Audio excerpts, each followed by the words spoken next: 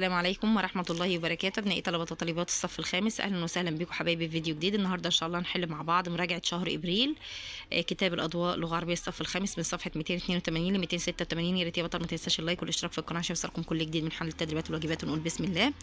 بيقول لك هنا اقرأ ثم أجب. كان هناك صبي بيعاني من مشاكل في التحكم بغضبه، وكان يؤذي الآخرين بكلامه عند الغضب. طلب الأب من ابنه أن يضرب بفأس صغيرة في الحائط. كلما شعر بالغضب نفذ الابن الطلب، وفي البداية ثقب ثقوبا كثيرة، لكن مع مرور الوقت بدأ يتحكم في غضبه. وبعدها طلب الأب منه إزالة الفؤوس من الحائط. بعد إزالتها لاحظ الابن أن الثقوب بقيت في الحائط. قال الأب لابنه: من الجيد أنك تعلمت التحكم بغضبك، لكن الثقوب التي تركتها تشبه الكلمات الجارحة التي نقولها في لحظة غضب، فهي بتترك أثر لا يزول. معنى شعر يعني أحس. مضاد الغضب عكس الحلم. صح وخطأ. كان الصبي بيعاني من مشكلة الكذب على أصدقائه. خطأ. شعر الصبي بالفخر لنجاحه في التحكم في غضبه. هتقول له صح. كيف ساعد الأب ابنه في التحكم على غضبه؟ هتقول له طلب منه إزالة الفؤوس من الحائط. دي إجابة السؤال رقم ج. هنا يا بطل بيقول لك هنا مرادف شكا من الظلم بمعنى تظلم. مفرد الأجور الأجر. وخطأ. كان الرجل بيحمل حقيبة خفيفة. هتقول له خطأ. طلب الرجل من المدعي أن يعينه في حمل الحقيبة. هتقول له صح. ما الأجر الذي سيحصل عليه المدعي بعد حمل الحقيبة؟ قال لك هنا لا شيء. طيب هنا يا بطل الفقرة الثالثة بيقول لك معنى العبقرية. هتقول له التنوع. مفرد قرى. هتقول له قرية. صح وخطأ. كان الولد بيعاني من مرض شديد. هتقول له خطأ. استطاع الولد الفقير أن يرد الجميل للفتاة. صح. ماذا تعلمت من هذه القصة؟ هتقول له أن الخير لا يذهب أبدا. آخر جملة في القطعة هنا، الخير لا يذهب أبدا. حنا صفحة 282. ننتقل لصفحة 283. صفحة 283 اختر الإجابة الصحيحة. معنى أسمى يعني أغلى. مضاد الصالحة عكسها الفاسدة. صح وخطأ. إذا انصلحت الأخلاق انصلح العلم. هتقول له صح. التعاون بين الناس بيكون في الأمور الصالحة والطالحة. هتقول له خطأ. ماذا يترتب على تراحم الناس فيما بينهم؟ هتقول له لن يكون بينهم جائع أو مظلوم، وستسود الرحمة والأخلاق الرفيعة في المجتمع. بس يا شباب دي إجابة السؤال رقم ج أهي. طيب هنا يا بطل بيقول لك اقرأ ثم أجب. صح وخطأ. بيقول لك هات من الفقرة السابقة معنى المتاحة. المتاحة بمعنى المتوفرة. مضاد المالحة عكسها العذبة. أمامك هنا بيقول لك صح وخطأ. بتقل الموارد الطبيعية عندما تزداد الكثافة السكانية. تقول له صح. أصبح العالم مطمئنا لوفرة المياه العذبة. خطأ. اذكر سببين قد يؤديان لندرة المياه في المستقبل. أنا عايز السببين. هتقول له الإسراف في استخدامها والتغيرات المناخية. الإسراف في استخدامها والتغيرات المناخية. الفقرة رقم 3 بيقول لك هنا معنى السامية بمعنى الغالية. مضاد الأمانة عكسها الخيانة. صح وخطأ. حفظ الأسرار من الأمانة المادية. تقول له خطأ. حث الأديان السماوية على الالتزام بأداء الأمانة. هتقول له صح. فيما تكمن الأمانة المعنوية؟ هتقول له هنا بتكمن في الأخلاق السامية التي تعمل على رفعة أفراد المجتمع. يبقى تكمن في الأخلاق السامية التي تعمل على رفعة أفراد المجتمع. حلينا صفحة 283 يا شباب.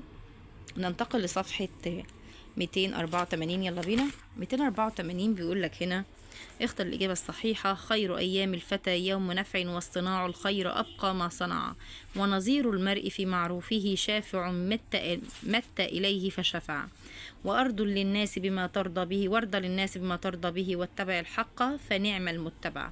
صح. هنا بيقول لك اختر مضاد الحق عكسه طبعا الباطل. جمع المرء. هتقول له الرجال.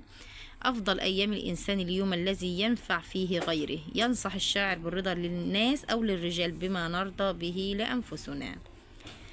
اتبع الخير ده أسلوب أمر. هنا يا بطل بيقول لك معنى ساهيا بمعنى غافلا. خلاص يا شباب عندك غافلا. مضاد الغني عكسها الفقير. الغنى عكسها الفقر. الغنى عكسها ايه؟ الفقر. تخاف الفقر. وضح التعبير المجازي في قول الشاعر تخاف الفقر. هتقول له شبه الفقر بشخص نخافه. شبه الفقر بشخص بنخافه. استخرج من الأبيات كلمة على وزن صابر. هتقول له رازق. مضاد أحياء. هتقول له عكسها أموات. جمع حاجة حاجات. صح وخطأ. إذا انقضى أمرك عند غيرك تنقطع معرفتك به، هتقول له خطأ. الأخلاق هي التي تعيش بعد موت الإنسان، هتقول له صح. الأخلاق هي اللي بتستمر وبتعيش يا شباب. خلاص. طيب بيقول لك هنا عاش قوم وهم في الناس أموات، ده تعبير مجازي. هل الناس اللي بتموت بتعيش؟ لا طبعا. حلنا صفحة 284، ننتقل لصفحة 285. يلا بينا يا شباب مراجعة القواعد النحوية والإملائية. بقول لك هنا اختر الإجابة الصحيحة. التقطت، هتقول له الفتاتان الصور بهاتفهما. كثرة التفكير مرهقة. علامة إعراب ما تحته خط كلمة التفكير، هنا تقول له مضاف إليه، أصلا المضاف إليه مجرور على مجريه الكسرة، يبقى الكسرة. أمواج الأنهار مضاف إليه أهي ضعيفة. اكتشف الخبراء، اكتشف فعل ماض والخبراء فاعل مرفوع على رفعه الواو الضمة لأنه جمع مذكر، جمع تكسير يا شباب. وسائل المواصلات متوافرة. خلاص. طيب هنا يا بطل أكمل كل جملة بما هو مطلوب من القوسين. حط لي مضاف إليه، فأنا هقول له هنا الصيف شديد. الحرارة هنا مضاف إليه.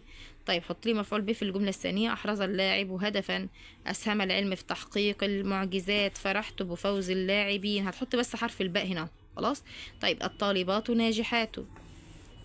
صوب الخطأ فيما تحته خط. مساعدة الطبيبات. أطفأ رجل الإطفاء. الحريق، يبقى أنا هحط الإطفاء هحط تحتها كسرة، والطبيبات هحط تحتها كسرة. الحديقتين، لا لا لا ما ينفعش، يبقى الحديقتان جميلتان. يستقبل المصريون السياح. المصريون هنا فاعل مرفوع على رفعه الواو لأنه جمع مذكر سالم. الحديقة جميلة الأزهار. الأزهار مضاف إليه مجرور وعلى مجره الكسرة.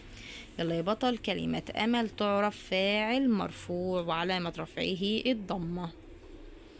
كلمة هم نوعها ضمير بارز منفصل غائب، أو ممكن تقوله ضمير غائب وخلاص. صحبة المخلصين مفيدة. حدد المضاف إليها، تقول له كلمة المخلصين وعلامة إعرابه الياء لأنه جمع مذكر سالم.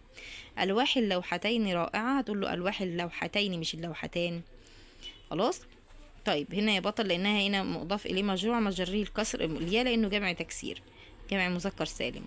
ضع كلمة الناجحين في جملة. تقول له كرم المعلم الناجحين. خلاص. حلنا صفحة 285. ننتقل لصفحة 286. 286 بيقول لك اعرب لي كلمة الاعتذار. بادر بالاعتذار. الباء حرف جر والاعتذار اسم مجرور على مجريه الكسرة. طب كلمة الإنسان وبالاعتذار بيكبر الإنسان. يكبر فعل مضارع والإنسان فاعل مرفوع على رفعه الضمة. صح وخطأ. يحب الأطفال القصص. خطأ. رأى أحمد عصفورا على الشجرة. هتقول له صح. دي طبعا هو بيقول لك هنا على العبارات الصحيحة نحوية. الأطفال هنا المفروض تعرف إيه فاعل يكون على ضمة مش فتحة. خلاص. طيب بيقول لك هنا حول الجملة الآتية من المذكر للمؤنث. يزرع الفلاح الأرض، يبقى تزرع الفلاحة الأرض. اعراب كلمة الوطن. هتقول له هنا مضاف إليه مجرور وعلامة جره الكسرة. حقيقة هتقول له اسم مجرور وعلامة جره الكسرة.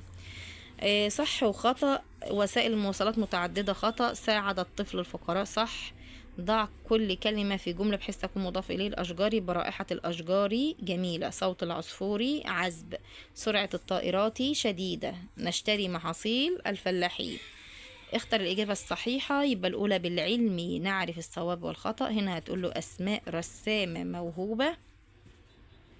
نيجي بالسؤال الثاني. علامات الترقيم. الإنسان الوفي محبوب من الجميع. هتحط نقطة. قال الأب. أول ما يقولك قال وقيل أو سأل أو حاجة تحط نقطتين القول أو نقطتين رئيسيتين. عندك إيه كمان؟ سبب ما تحته خط للسفر فائدة، يبقى فائدة الهمزة على نبرة. أسئلة الامتحان الأسئلة برضو الهمزة على نبرة. بكده يا شباب نكون وصلنا نهاية الفيديو. ما تنسوش يا أبطال تدعمونا بلايك واشتراك في القناة عشان يوصلكم كل جديد من حل التدريبات والواجبات. بالتوفيق والنجاح. مع السلامة.